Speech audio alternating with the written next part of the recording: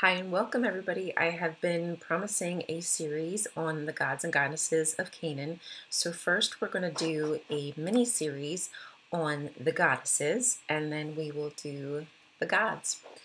I am going to kind of just walk through the information that I've compiled and then click through the pictures that I have on my app here and see how well it goes, because if I can figure this app out, then that means I would be able to do live streams, like live walk through the information. So we're going to give this a dry run and see how much editing I have to do post. Here we go. Part 1, the goddesses of Canaan. And as you can see, Canaan is that pink area here on our map. And the first goddess we will start with is Ashrae. Ooh. Ashrae, or Kotharat, is the progenitrix of the gods who lives by the sea, renowned for her beauty. Her title translates as Lady Who Treads Yam, but there is a possibility that her name also means She Who Tracks the Day. She has 70 sons, who are sometimes referred to as her pride. Ashrae and her son shouted, the goddess and her pride of lions. Her epithets are Lady of the Pride, or Lioness, Creatrix of the Gods. She also has helpers who are called fishermen of the sea. She does also have maidens who also help her.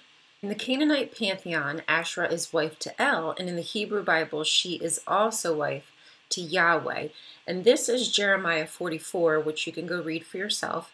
But it's basically saying that the women wanted to continue to burn incense for the Queen of Heaven and pour out offerings, because whenever they would do those things, they didn't have famine and they didn't have a hard time. Life was good for them.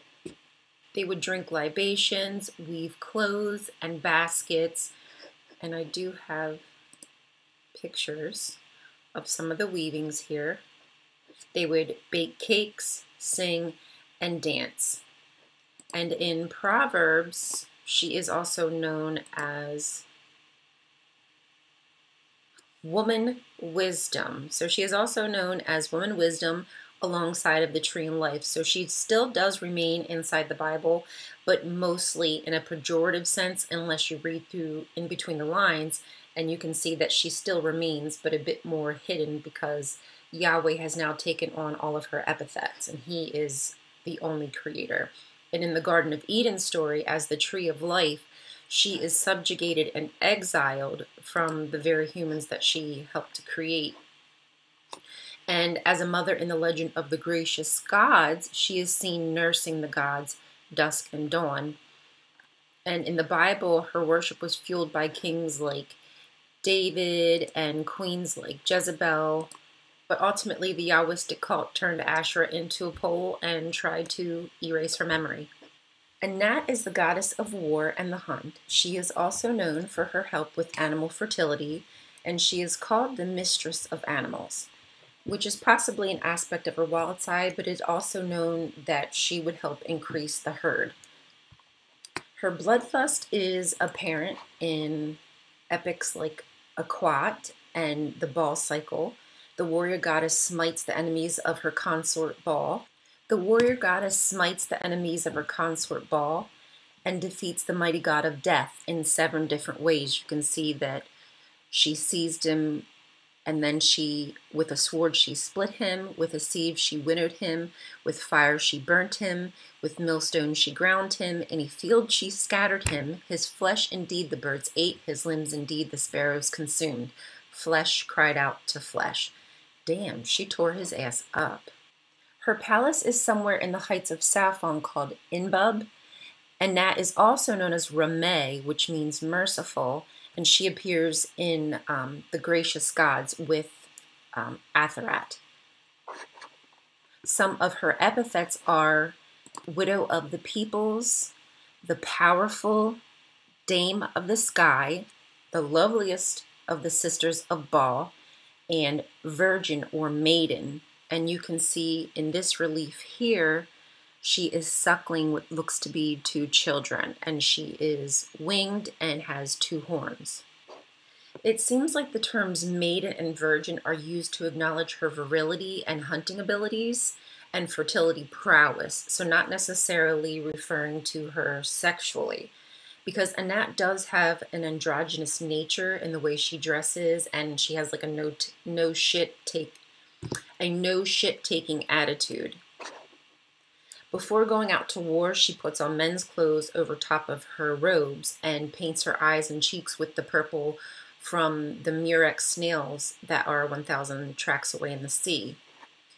There are a few stories of Anat having sex, but I have read that there's a lot of questions in regards to the translation in these texts, and a lot of times scholars overtly try to sexualize a lot of the goddesses and read too much in any type of action that they might take or anything that they say. Anat was a maiden, never quite an adult, always on the cusp, always able to be warlike and rugged, but also free-spirited. She also has divine assistants called Yutpan, the eagle, who helped her kill a Quat after he insulted her. Okay, next goddess. Shapash or Shapshu is the mighty sun goddess. Called the Lantern of the Gods, she acts as an intermediary between the gods and humans, and even lights the way for souls that enter the underworld. Every day she is seen traversing the sky into the underworld. Between the two mountains is how she gets to the underworld, where she is with Mot, the god of death. In Mesopotamia, she was seen as a male god, Shamash, and you can see in this picture here, he is moving in between the two mountains, just like Shapash would, to go into the underworld. In the Baal epic, the solar deity helps her sister Anat find the body of Baal. And in Shapash and the mare, let me find it. In Shapash and the mare goddess, she is called the mother of the mare goddess who needs help to heal snake bite. So it looks like Shapash has goddesses herself, one being a mare goddess. Some of her epithets are exalted princess, good lamp, lamp of the gods, and great luminary. Astarte or Astarte is our next goddess, and she is a huntress of the steppe, sister to Anat. There aren't as many stories or imagery of her that I could find, so I'm going to use some images of Ishtar because the two did eventually syncretize. So I feel like it's pretty much the same thing. The stories tell us that she is from Mari, and there is a breastplate that I found that was made of lapis lazuli that I thought was really beautiful, so I want to show you a picture of that. So I am not sure what that is, but it's stunning. It's maybe some kind of bird, and I don't know. In the Baal cycle, Astarte chides him on to destroy Yam, the god of the sea and rivers. In the myth Astarte the Huntress, she goes out into the wilderness with her hunting dogs and brings back a bull offering for her father El and Yarik, the moon god. The goddess lives in the massif of Safan with Anat. She also is mentioned on the Moabite stone as Ashtar Kimash, likely an attribute of the morning star. In some of these stories, we can even see syncretism happening. Right here it says, his father's daughter's lion will arouse.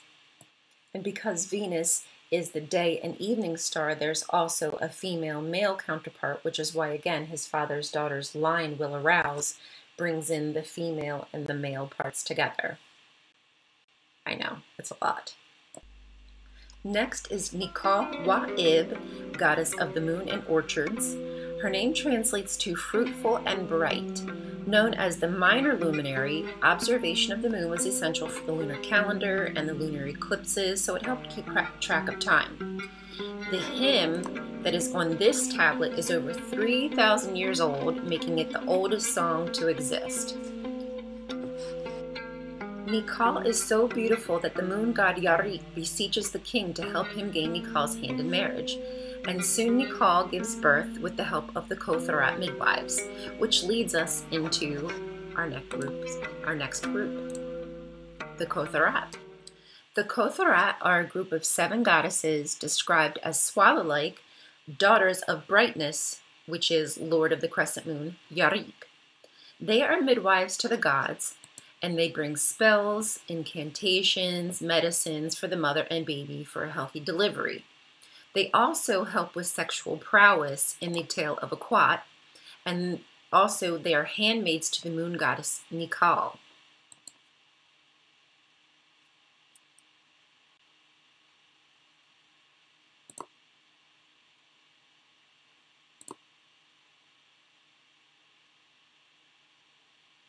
Okay, I think that's enough.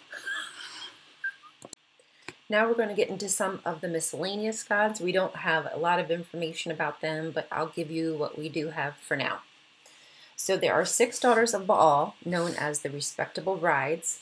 There is Pidre, who is drops of dew, Tale, who are showers, Arse, earth or Gaia, Ibradne, which we're not really sure much about her, and Uzit, who is supposedly drops of rain, and Batila, which I think is daughter of the channel. Sorry, I don't know how to say some of this stuff, and there's not a lot of information out there.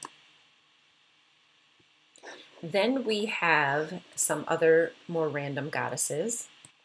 There is Elat Migdal, and if that sounds familiar to you, that is because that is goddess of the tower, and we have talked about Mary Magdalene, which is actually Mary Magdala, which is Mary the tower. Yeah, so I don't know how all that correlates, but I found that very fascinating. Then there is Isitu and Dabibu, which are fire and flame, twin sisters who are canines, cohorts of Yam, who are defeated by Anat. Shatakat is a goddess who was hand-formed by El, the father of the Pantheon, a dragon-like goddess who could fly and with her magic wand could cure a king named Kotharat of his illness when no other god could do so, which is super awesome. Lastly, but definitely not least, we have somebody who is known as Mother of Raptors. There we go. He perceived SML. I don't know how the word is, I don't know how the name is pronounced, but she is the mother of raptors, and there is also a father of raptors. So thank you for joining me. If you have any questions, please let me know. I'm tired. Bye-bye. So that is all of the goddesses that I could find out about for now, but who knows what will be discovered as more things are uncovered in archaeology. I hope there's more to be found. So as soon as I can get to it, part 2 will be coming of the gods of Canaan, but just remember there are a lot more gods to cover than there were goddesses, I'm sure, so it might take me a bit longer. And tonight, since it is an hour away, I will be premiering a brand new show on my friend Biddy Buddha's channel called Pious Placebo. So if you have time tonight at 7 p.m. Eastern Standard Time, tune in and watch me there. All right, y'all. Thanks so much. Love ya. Mean it. Bye.